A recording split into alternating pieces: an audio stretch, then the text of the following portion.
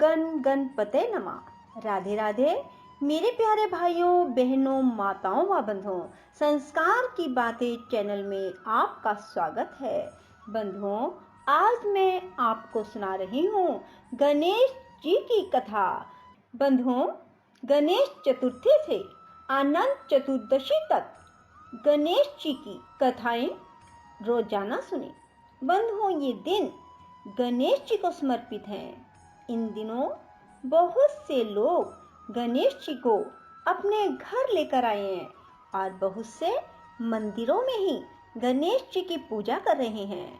बंधुओं, इन दिनों यदि गणेश जी की कथा, गणेश चालीसा, गणेश जी के नाम और गणेश जी के स्तोत्र सुने जाएं तो गणेश जी की विशाल कृपा होगी।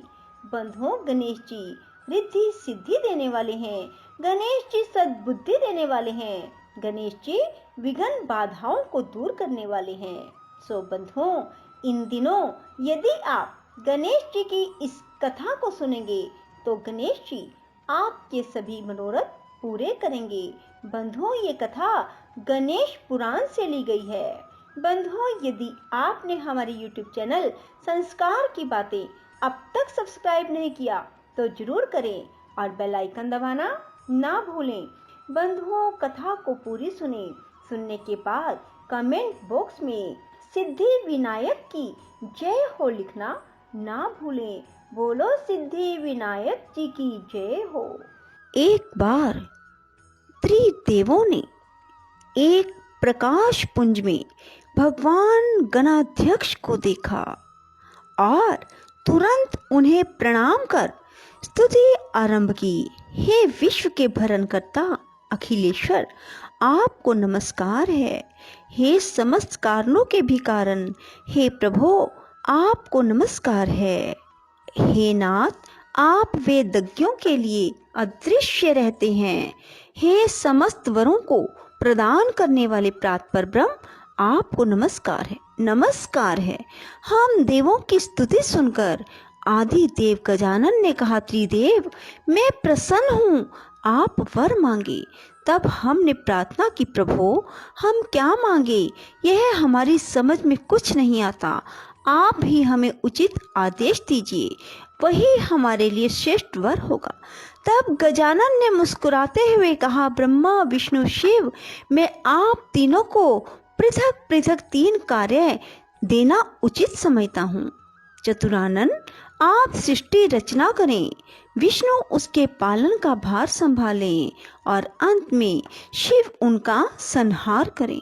ऐसा कहकर मुझे सृष्टि रचने की शक्ति दी और विष्णु जी को संसार के पालन की सामर्थ्य प्रदान करते हुए अपने 10 अक्षरी मंत्र ग क्षिप्र प्रसाद नाय नमः का उपदेश दिया।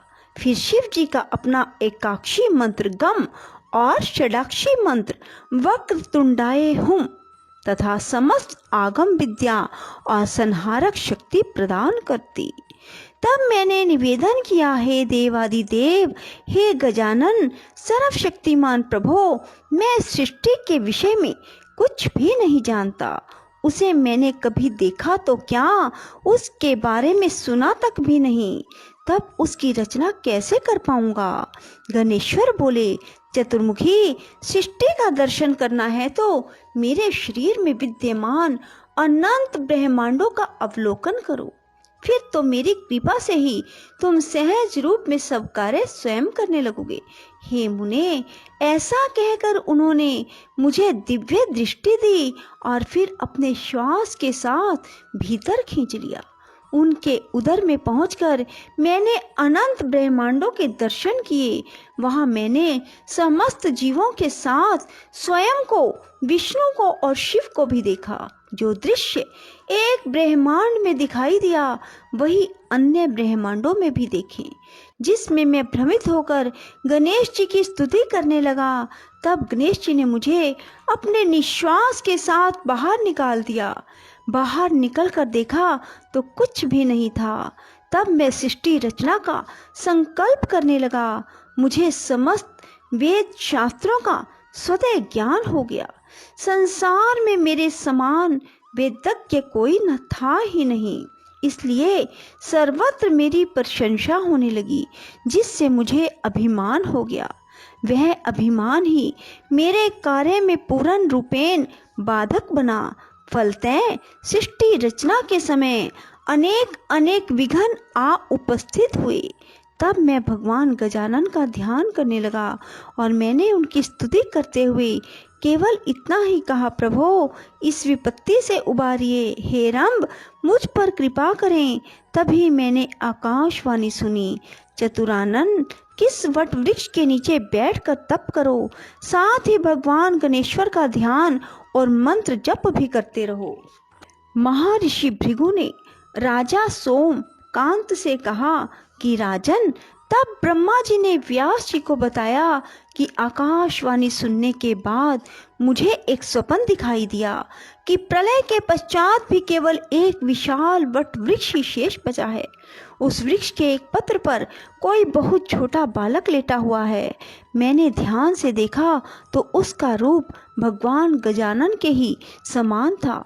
उसके दर्शन कर मुझे बड़ा सुख मिला और मैं पुनः गणेश मंत्र का जप करने लगा। हे मुनि, तभी मैंने देखा कि वह बालक धीरे धीरे मेरे पास आया और बोला, चतुरानन समस्त चिंताओं को त्याग कर मेरे एक अक्षरी मंत्र का 10 लाख की संख्या में जप करो। जप अनुष्ठान पूर्ण होने पर तुम मेरा साक्षात दर्शन करोगे। तभी मेरी नींद खुल गई। हे व्यास, फिर मैंने एकाक्षी मंत्र का जप अनुष्ठान आरंभ किया।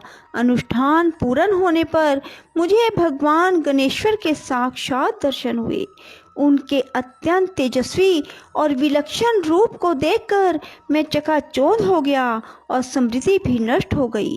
उसी समय मेरे कानों में भगवान गजानन की गंभीर वाणी सुनाई दी, चतुरानन, स्वप्न में मैंने तुम्हें प्रत्यक्ष दर्शन देने का जो वचन दिया था उसे मैंने पूरा कर दिया है।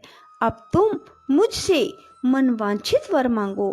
हे मुने, मैंने गजानन भगवान को प्रणाम कर निवेदन किया कि प्रभो, कार्य में उपस्थित सभी विघ्न दूर हो जाएं और मुझे शुद्ध ज्ञान की प्राप्ति हो, जिससे मैं आपका गुणगान कर सकूं।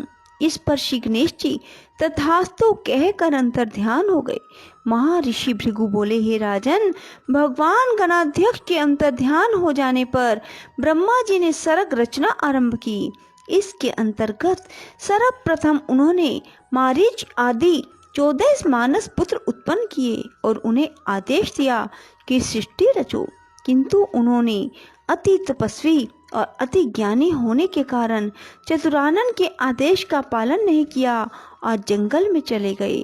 फिर विवश हुए ब्रह्मा ने स्वयं इस सृष्टि की रचना की और निश्चिंत होकर प्रभु चिंतन करने में लग गए।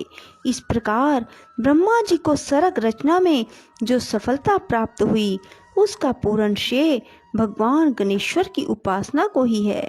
मुनियों ने सूत जी से पूछा, प्रभो, गणेश्वर का पूजन केवल ब्रह्मा जी ने किया था अथवा किसी अन्य देवता ने भी?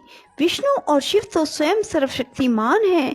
समस्त विश्व का पालन और संहार क्रमशः यही दोनों करते हैं, इसलिए ये दोनों ही अपने अपने कार्यों में समर्थ है।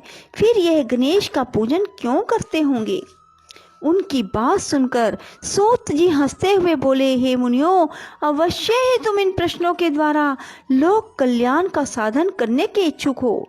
वास्तव में तुम्हारा यह विचार कल्याणकारी होने से अत्यंत प्रशंसनीय है।